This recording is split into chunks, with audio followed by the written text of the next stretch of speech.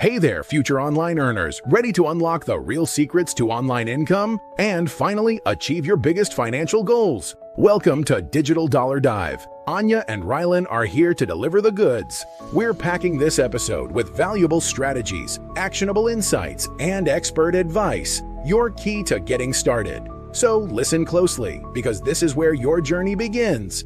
And when you're ready to accelerate your path to success, we've got something special. The Digital Dollar Dive, Ultimate Beginner's Roadmap. It's absolutely free. Grab this invaluable resource, link in the description. Drop your email, and let's launch your online earning journey today.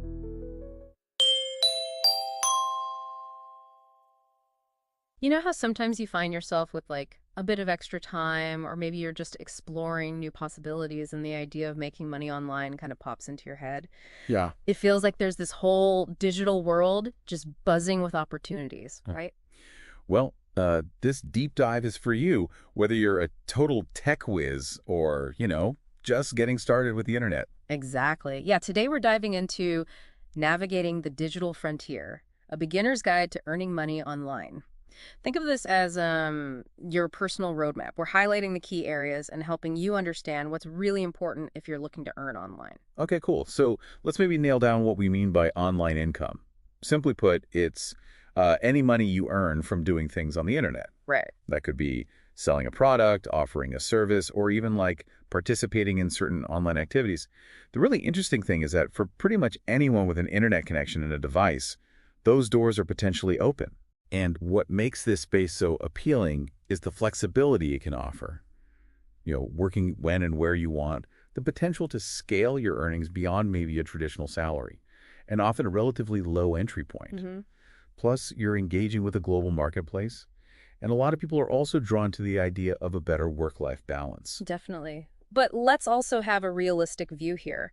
Building a solid online income usually takes some effort, time, and you've really got to stick with it.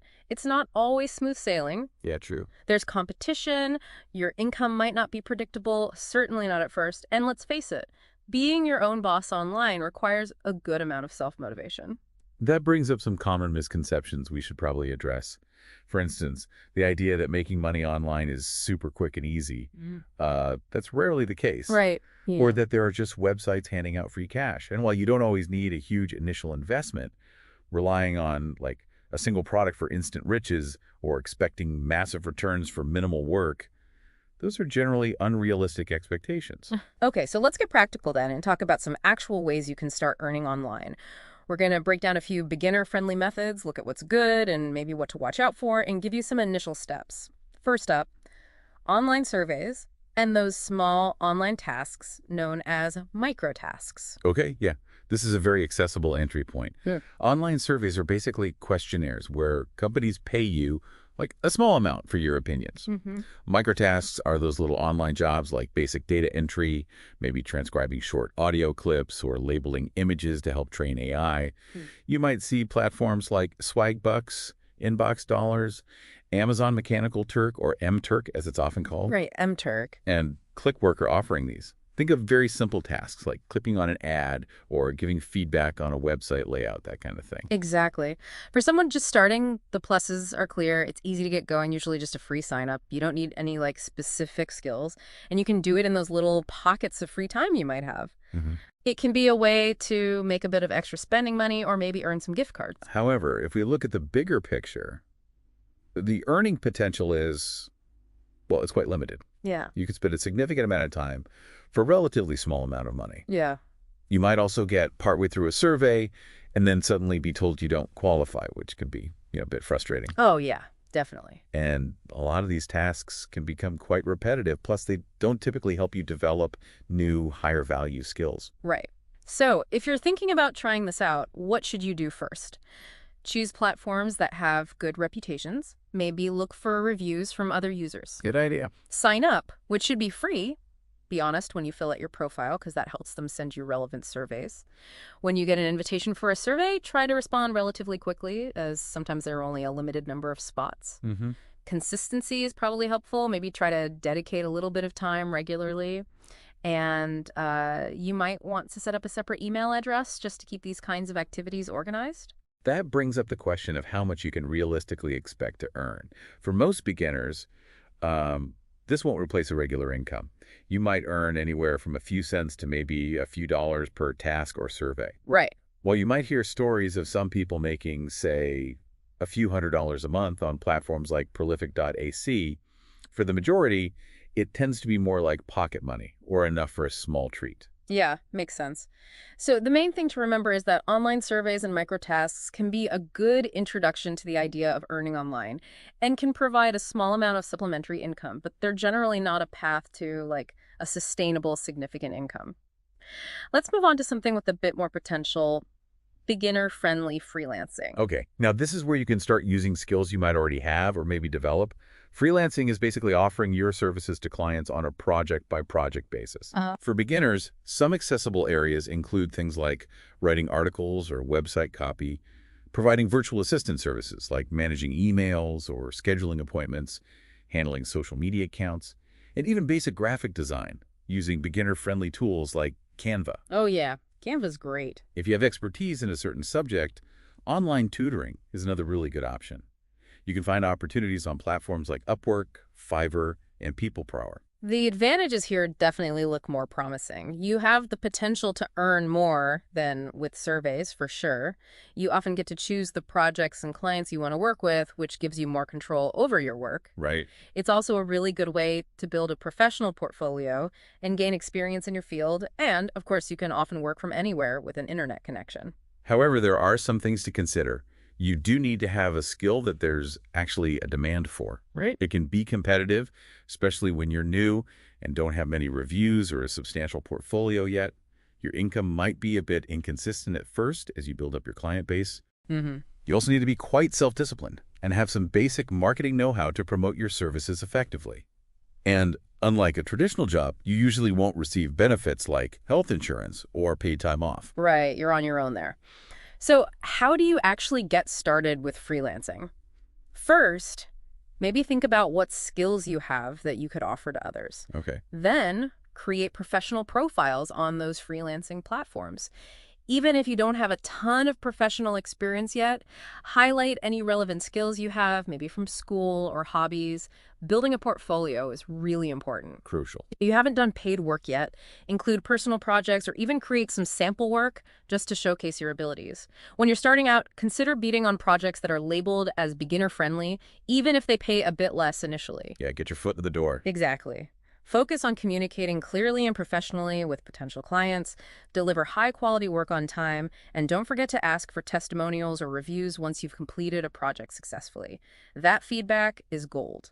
The earning potential in freelancing really varies. For example, a beginner virtual assistant might charge anywhere from, say, $15 to $25 per hour. Writers or graphic designers might charge per project, and that could work out to a similar or even higher hourly rate, depending on the project's complexity and their efficiency. Right. But it's important to keep in mind that building a reliable income stream takes time and effort in consistently finding clients and delivering excellent work. It doesn't just happen overnight. Yeah, definitely. We've seen people who start by taking on those lower paying jobs initially just to gain experience and get some positive feedback, and then they gradually increase their rates as their reputation grows. Makes sense. Others find success by really specializing in a specific niche that they're knowledgeable and passionate about. And there are definitely many examples of people building very successful and lucrative freelancing careers over time. So the key takeaway is that freelancing offers significantly higher income potential compared to surveys, but it requires you to actively market your skills and build a strong professional portfolio. It's more involved. Right. Next up, let's explore the world of affiliate marketing, maybe made simple. Okay, so affiliate marketing. In its simplest form, it's promoting products or services from other companies and earning a commission every time someone makes a purchase through your unique affiliate link. What's particularly appealing for beginners is that you often don't even need to have your own website to get started. Yeah, that's an interesting aspect. You can utilize platforms you're likely already familiar with. You can share your affiliate links on your social media profiles, in email newsletters if you happen to have a following, maybe in guest posts on other people's blogs, or even within the content you create on platforms like YouTube. Some affiliate programs that are often recommended for beginners include Amazon Associates, Etsy, and Fiverr. Right, Amazon's a big one. The advantages for beginners are quite attractive. The startup costs are usually minimal, often completely free to join these programs. You don't have the hassle of creating your own product. You have a lot of flexibility in choosing which products you want to promote. And once your content with your affiliate links is out there and attracting attention, it has the potential to generate passive income, which is kind of the dream, right? The dream, yes. Plus, there's a vast array of products and niches you can explore. Mm-hmm. However, there are some challenges to be aware of. You absolutely need to build an audience and, crucially, their trust. Yeah, trust is huge. Your income is directly tied to the number of sales generated through your links, so it can take time to see significant results. The commission rates can vary quite a bit depending on the product and the program, and they might be relatively low when you're starting out. Okay. You also don't have direct control over the quality of the product or the customer's experience, which is something to keep in mind. And in many popular niches, the competition can be quite fierce. Okay. So, how do you get started with affiliate marketing if you don't have your own website? First, maybe identify a niche that genuinely interests you and that you think has a potential audience. Good starting point. Then, research reputable affiliate programs that offer products relevant to your niche and have reasonable commission rates. Choose products that you actually believe in and would recommend yourself. Authenticity is really important for building that trust we talked about. Yeah, definitely. Then start creating valuable content. This could be social media posts, short videos, informative emails, whatever fits that naturally features those products and includes your affiliate links. And it's really crucial, legally and ethically, to always disclose to your audience that you might earn a commission if they make a purchase through your links. Transparency is key. Very important point. This raises the question about initial earning potential. It's likely to be modest as you're building your audience and getting traffic to your content. Right, takes time. It really depends on the specific niche you choose, how engaged your audience is, the conversion rates of the products you're promoting, and of course the commission rates offered by the affiliate program. While you might start by earning just a small amount each month, there's definitely potential to scale your income as your audience grows and your marketing skills develop. We see many examples of people starting by simply sharing product links with their existing social media followers or through small email lists. The more successful stories often involve individuals who really focus on establishing themselves as like a go-to resource within a specific area and consistently providing helpful content that naturally leads to recommending relevant products. Yeah, building that authority. So the main takeaway here is that affiliate marketing is a viable way to start earning online, using platforms you likely already use. But building trust with your audience and providing them with valuable content are absolutely crucial for success. Got it. Let's move on to the idea of creating and selling simple digital products. This sounds interesting. Yeah, this is where you get to unleash your inner creator. Digital products are intangible items that people can download or access online, like ebooks, templates for various purposes, think resumes, social media posts, planners, or even stock photos. Okay. What's great for beginners is that you can often create these based on skills or knowledge you already possess. Maybe you're good at organizing, or you know a lot about a specific hobby. An interesting advantage here is the potential for high profit margins. Once you've created the product, the ongoing costs are typically very low, right? Exactly.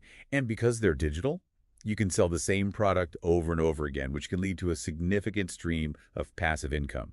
Plus, you don't have to worry about managing physical inventory or dealing with shipping, and you can reach a global customer base through platforms like Etsy, Gumroad, Selfie, and even Shopify for more robust setups. That sounds pretty appealing. But what are some of the potential downsides?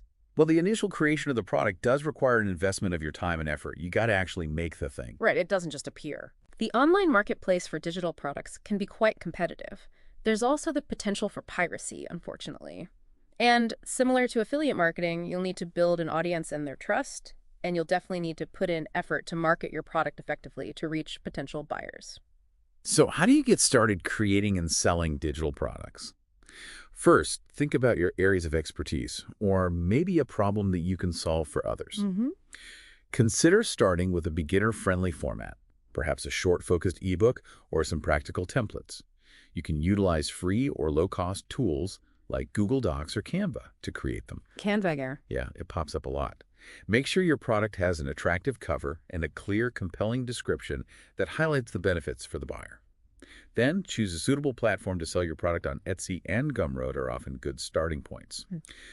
Finally, you'll need to market your product through various online channels, social media, maybe your email list if you have one, perhaps collaborations to reach your target audience. What kind of earning potential can someone expect from selling digital products? I imagine it varies a lot. It really varies widely, yeah. Depends on factors like the type of product, how you price it, the effectiveness of your marketing efforts, and the size and engagement of your audience. You might not see a flood of sales initially, but your income can certainly grow over time as you build your brand and potentially create more products. We've seen many examples of individuals listing ebooks or useful templates on platforms like Gumroad and Etsy and generating a significant income over time. Often it comes down to identifying a specific need within a niche market and creating a really valuable digital product that effectively addresses that need. So the key takeaway here is that selling digital products offers strong income potential due to those high profit margins and the scalability. However, you really need to focus on creating high quality products and then effectively marketing them to the right audience. It's a two-part process. Makes sense. Quality product, good marketing. Okay, now let's explore the world of print on demand, often called POD. Okay, POD.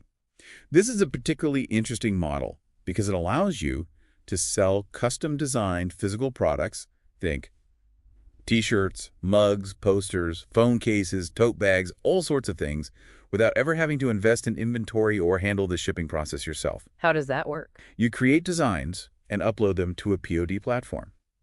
When a customer purchases your product from your listing, which might be on Etsy, your own site, or the platform itself, the platform handles the printing and ships it directly to the customer.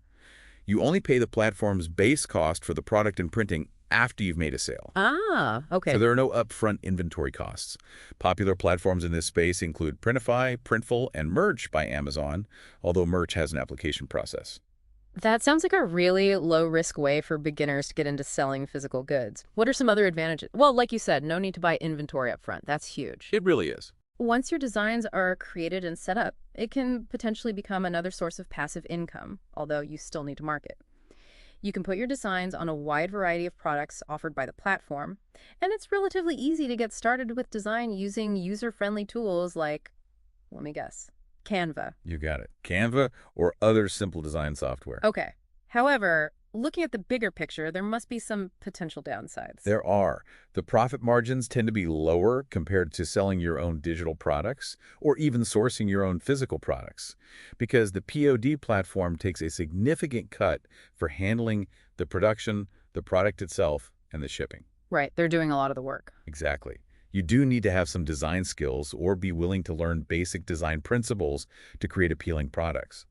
Effective marketing is still crucial to get people to notice and buy your products, among all the others out there. And it can be a very competitive marketplace, especially for popular product types like T-shirts. Gotcha. So how do you get started with print on demand? First, you'll need to choose a POD platform that suits your needs, compare their product range, pricing, integrations, maybe user reviews. Okay. Then you'll create your designs. You can start with simple text-based designs or more intricate graphics, depending on your skills and target audience. You then upload your designs to the platform and create product listings, including descriptions, mock-ups, and your pricing.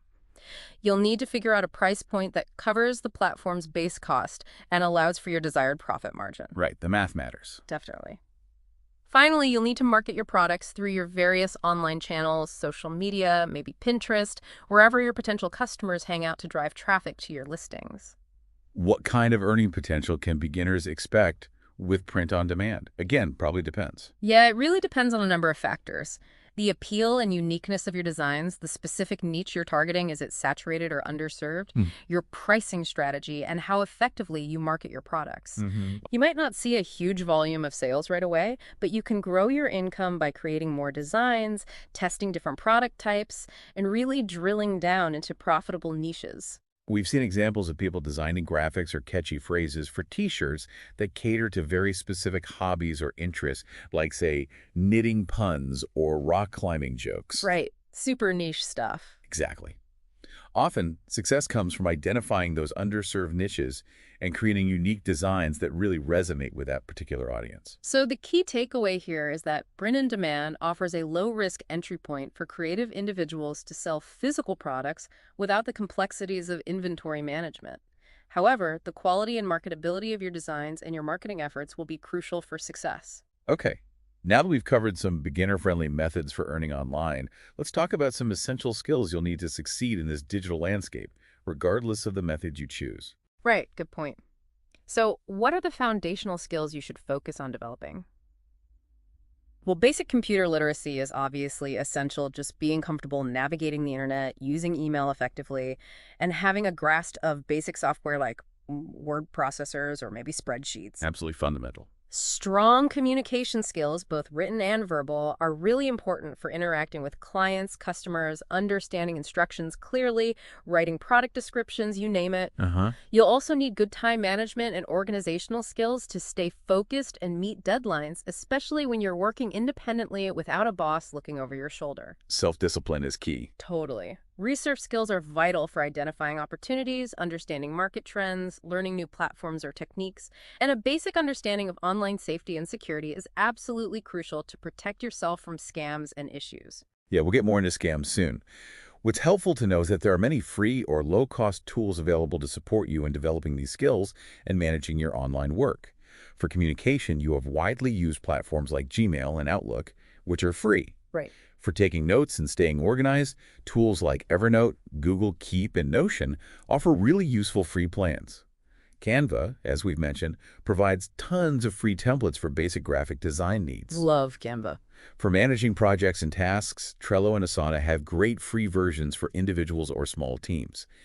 Even for scheduling social media posts, tools like Buffer and Hootsuite have free options for beginners. Oh, useful. And if you're considering creating surveys or ebooks, Google Forms and Google Docs or Kindle Create are excellent free resources to explore. You don't need expensive software to start. That's great to know. Now let's shift our focus to a really critical area: staying safe online and avoiding scams. Unfortunately, the internet, while full of opportunity, also has its share of dishonest individuals looking to take advantage of newcomers. Absolutely. Beginners, in particular, need to be cautious and aware of potential red flags. Be highly suspicious of any offers that promise very high income for very little effort, that classic get-rich-quick scheme. If it sounds too good to be true, It probably is, yeah.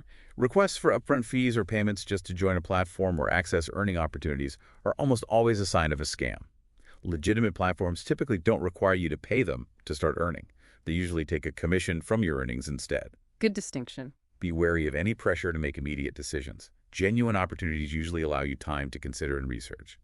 If the explanation of how you'll actually be making money is vague, unclear, or overly complicated, that's another red flag. Best to steer clear. Okay. Never ever share sensitive personal or financial information like your bank account details or social security number with unverified sources early on in the process. And again, if an offer simply seems too good to be true, trust that feeling. Always take the time to check if a website has clear contact information, like a physical address or phone number, and look for independent reviews of the platform or company online. See what other people are saying. Definitely. Finally, be very cautious of anything that resembles a pyramid scheme or multi-level marketing, MLM, where the primary focus seems to be on recruiting other people rather than selling a legitimate product or service of actual value. If recruitment is the main game, run away. Okay, good warnings. So, what are some essential steps you can take to proactively protect yourself online? Well, first, as mentioned, never share sensitive personal information unless you are absolutely certain of the legitimacy of the platform, and it's a necessary step for, say, setting up direct deposit for payments after you've earned money. Right. Use strong, unique passwords for all your online accounts. Don't reuse passwords. Maybe use a password manager. Good tip. Be extremely careful about clicking on links or opening attachments in emails or messages from unfamiliar senders. This is a common tactic used in phishing scams, trying to steal your login details or install malware. Always take the time to thoroughly research any platform or company before you sign up or provide any personal information. Google them, look for reviews on independent sites, check the Better Business Bureau, maybe. Use secure payment methods like PayPal or credit cards when possible for transactions, as they often offer some buyer protection. Be wary of anyone asking you to be paid or to pay via wire transfer, gift cards, or cryptocurrency, as those are harder to trace and recover if something goes wrong. Makes sense. Make sure you have reputable antivirus software installed on your computer and keep it updated. And perhaps most importantly, trust your instincts. If something feels off, seems fishy, or makes you uncomfortable, it's probably best to just avoid it and move on. There are plenty of legitimate opportunities out there. This brings us to an important aspect of embarking on the journey of earning money online. Mindset. It's really a process that requires patience and persistence. Overnight success is incredibly rare. Yeah, almost mythical. So try not to get discouraged by initial setbacks or maybe slow progress. It takes time to build something. Exactly. It's important to approach it as an ongoing learning experience. Be open to experimenting with different methods. Maybe one doesn't work for you, try another. Don't be afraid to try new things and learn new skills. Right. Focus on providing genuine value in whatever you choose to do online, whether it's a service, a product, or content. Maintain a positive attitude even when things get tough, and make sure you acknowledge and celebrate those small achievements along the way to keep yourself motivated. Getting that first sale or positive review is a big deal. Totally. So just to recap, we've explored the landscape of online income for beginners, looked at the potential and the reality, debunked some common myths, and highlighted the increasing number of legitimate opportunities available. We've discussed 5 beginner-friendly method surveys and microtasks, freelancing, affiliate marketing, selling digital products, and print on demand. We've also touched on some essential skills you'll need to develop, and crucially, how to stay safe online and avoid scams. And now, really, the next step is yours, the listeners. Take some time to think about your own interests, your skills, the time you realistically have available. Pick 1 or maybe 2 of these methods that genuinely pique your interest and start exploring them further. Yeah, don't try to do everything at once. No, definitely not. Remember to start small, set realistic initial goals, maybe just earning your first $20 or getting your first client, and don't be afraid to learn as you go. Expect mistakes, learn from them. And there are a wealth of resources available to continue your learning journey, online courses on platforms like Udemy, Coursera, Skillshare, tons of free content on YouTube, reputable blogs and websites dedicated to online income strategies, online communities, and forums where you can connect with others doing the same thing. Right, learning from peers. And, of course, the help sections and tutorials provided by the platforms themselves are often very useful. The digital world is constantly evolving, and for those who are willing to learn, adapt, and put in the consistent effort, the opportunities in this digital frontier will likely continue to expand. It really makes you wonder, doesn't it? What new and innovative ways people will be earning money online in the next 5 or 10 years? Things we haven't even thought of yet. Yeah, definitely. Perhaps that's something for you, the listener, to explore further as you begin your own online earning adventure. Good luck. Remember, the journey to earning online might have its waves, but with the right guidance, you can definitely make a splash. If you found this episode helpful, please subscribe to the Digital Dollar Dive for newbies so you don't miss out on our next deep dive into another money-making method. We'd also love it if you could leave a review. It helps other newbies find our podcast.